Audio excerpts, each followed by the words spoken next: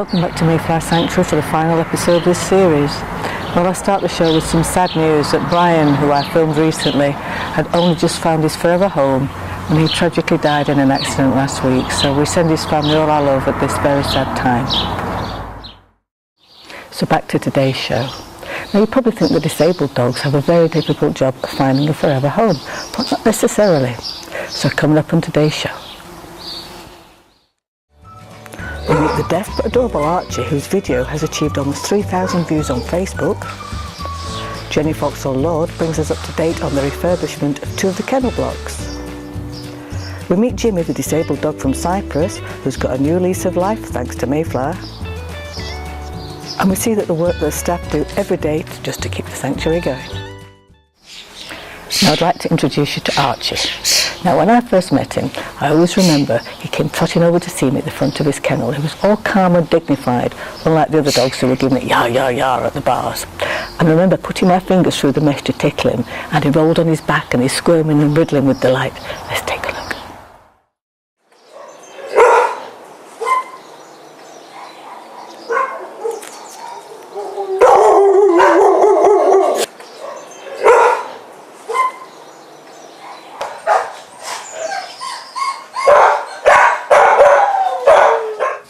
Well, given his very noisy neighbours, maybe being deaf is actually a bonus.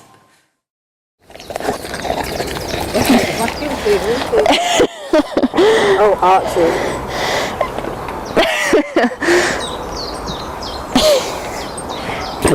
This is Archie. He's 1 year old. He's a Staffordshire Bull Terrier. He is actually deaf. He was brought into us by a lady and man that couldn't cope with him, who didn't actually know he was deaf at the time.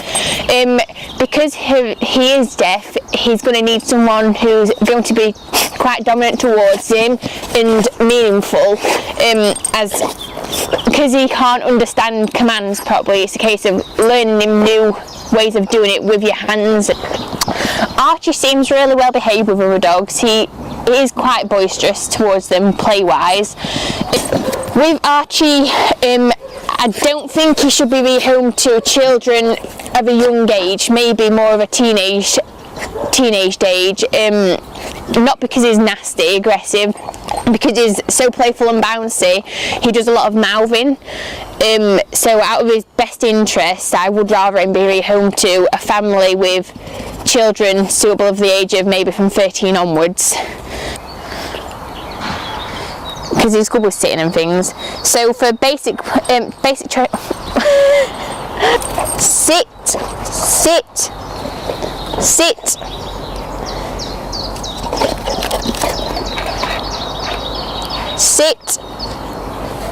sit, good boy.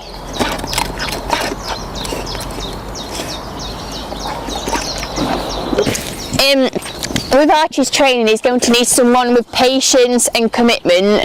It is going to take a lot of hard work with him to get him to understand like sign language with your hands, but he's a very, very clever dog and he's really willing to learn. So yeah.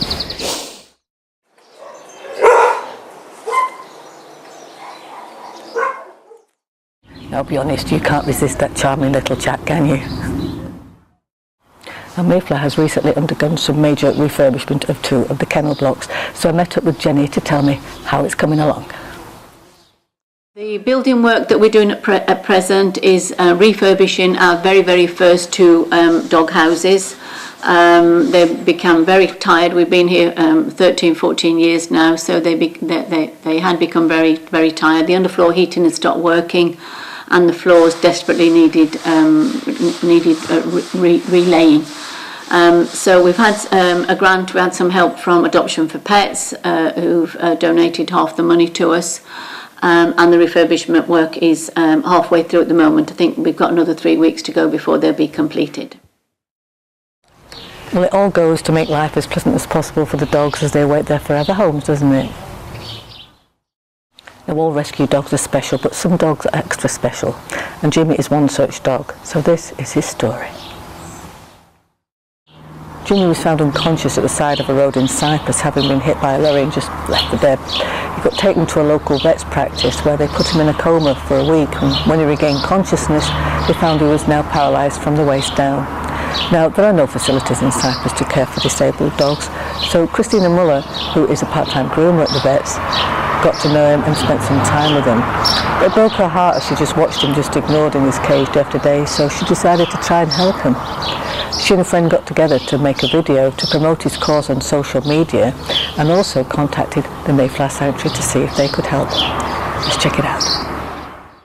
Despite already having 3 dogs of her own, she took him home with her, where her other dogs happily welcomed him into the pack. She had no previous experience with disabled dogs, and he was in a terrible state. His legs and back end were full of sores as he was dragging himself about, and she had to put him in doggy nappies and learn to wrap his legs to protect them. But it didn't stop him getting into mischief, chewing his adopted mum's shoes. His disability didn't stop him joining in the rough and tumble with the other dogs either, and he could go at quite a speed keeping up with them. After spending 3 months with her, news came through that he was now fit to fly to the UK for possible treatment.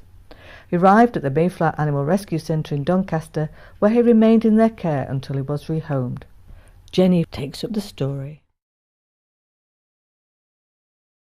How did you first hear about Jimmy?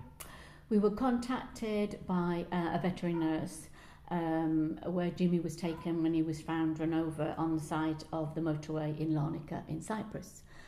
They'd heard of the project that Mayflower and Cyprus have. We've been trying to help a couple of pounds that are run by English people in Cyprus for about 5 or 6 years now. And so she'd heard of the work we do and contacted us to say that Jimmy had recovered from his accident, but he didn't have any sort of future there, and we did hope that maybe we could we hope that our vets would eventually be able to do something for Jimmy's injuries. Right, so how long was it until he arrived here with you? I think it was about 3 months from them speaking to us in the first instance, and then his pet passport had to be done, and he had to have checks and rabies checks and vaccinations done. And then he was flown into Robin Hood Airport where we collected him. Oh, so what was involved in transporting him over here then? We already have facilities with Thompson's. They're very charitable at Thompson's. And so all our dogs are usually transferred into Robin Hood Airport from Larnaca Airport. So he came in a ready-made crate because it was a bit bigger than the normal size crates for him. And when we opened up the front of the crate, there he was. If he could have smiled, he would have done. Quite happy. And so he coped okay with the flight? Extremely. No different to any other dog that we've had coming from Cyprus. None at all. So because he's got a pet passport, then he doesn't need a quarantine? No. They have to be rabies vaccinated and checked, which is 21 days rather than the old-fashioned 6 months that it used to be. Right, and what condition was he in when he arrived here? He was well and healthy in himself. He was quite a bonny dog, to say what he'd been through, a very bonny dog. Full of confidence, cheeky, not at all what we were expecting, not at all. So how did he adjust to being here then? It was as if he'd been here all his life. It was amazing, absolutely amazing. We brought him back, we had a specialist extra large puppy pen made for him, and a big floor cushion that was 5 or 6 inches thick, so he wouldn't hurt his bones. And he sort of slotted in as if, oh, this is for me. Okay, that's fine. This is quite nice. And we had him in the playroom, so we had glass all the way around, so he could watch the world go by. And so there was a lot to take to interest him, and vice versa with people seeing him. So we had lots and lots of visitors. Probably the most visited dog we've ever had here. So what did you do to treat him then? At first he saw our vet who x-rayed him, who didn't hold much hope out for anything that we could do. So when we had him referred to a specialist spinal vet who x-rayed him again more deeply, and they said the same. And this obviously didn't happen right away. It took weeks to organise. And I think we'd probably come to terms with the fact that maybe how he will always be how he will be, and maybe there isn't anything we can do.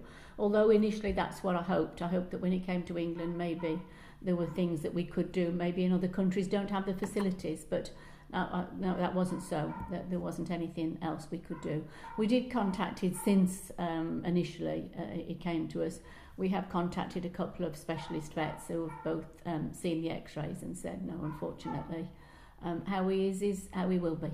Right. So, what were his specific injuries then? His injuries are on the spine, on the low part of his spine, where it's not connected, which means that he's not only incontinent, which is the sad part really, but that he doesn't have a lot of feelings. In fact, almost none in his back legs. Right. So, how did you decide to get him a doggy wheelchair then? Well, we wanted him to be a bit more mobile. We wanted him to make his life a little bit more interesting for him. And so although we had to wear, he wore nappy pads, which was absolutely fine. He got used to those very quickly. We had him out measured up, and a company made his wheels for him. In fact, the first set, he liked them; they were fine. We thought we could better it, so we had two sets of wheels, and the second pair were a lot easier to slot him in and to make his legs comfortable. And he would have run away. He would have run away if he could. If we didn't have a lead on him, he would have gone. Amazingly. He has a fantastic life. Right. So how much do they cost then? I think they were roughly around £140, £150, but the company were very supportive. Right. But when you think that's not a great amount of money. No, it isn't really. No? It can give a dog a whole new life. Yes, exactly. That's why a second pair wasn't out of the question, really. Yeah. A second set of wheels wasn't. Will he need more as he gets older? I don't think so, because he won't grow any more now. He's probably about 3 years old now, so he won't grow any bigger. Right. So no, I think unless new types of wheels come out and they found better ways for animals to use them, then I think probably the wheels he has are the ones that he's quite happy with at the moment. Right, and they will last him for the rest of his life? And yes, unless, as I say, other ones come out with more facilities on, then yes, they will. Sure. So what difference has it made to his life? What difference did it make? Yes. Well, it gave him something to look forward to. All dogs like a walk. It doesn't matter how short or long it is, they all like a walk. And he's no different. He looked forward to going out every day, 2 or 3 times a day, as often as we could. So it just changed his life in that respect. But I'm sure if we never walked him, he would still be a happy bunny.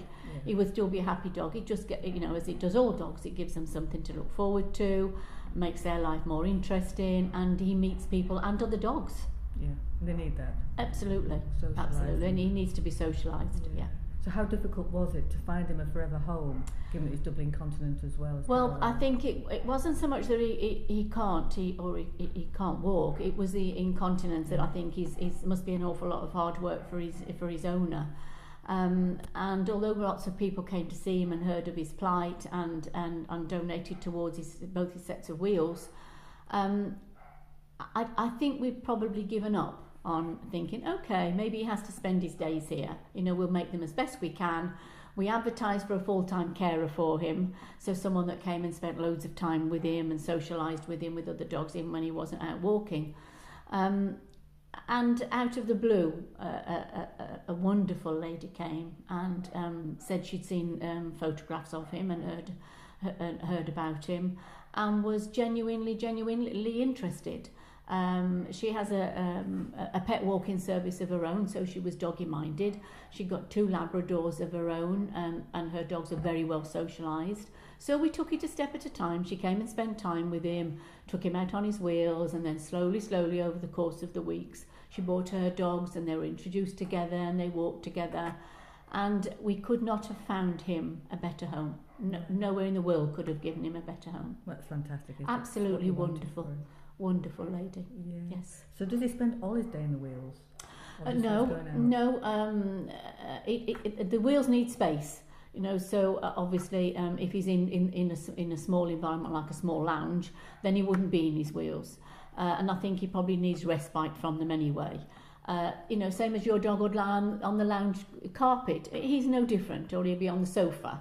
As long as he's got his nappy pads on, it's not an issue. But he can drag himself around, which we tried not to happen because we didn't want his legs being bruised or marked.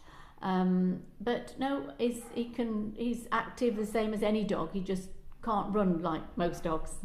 But we've seen a photograph here of him running on the beach. Yes, isn't that wonderful? Which is absolutely fantastic. Amazing. And does he look a happy dog?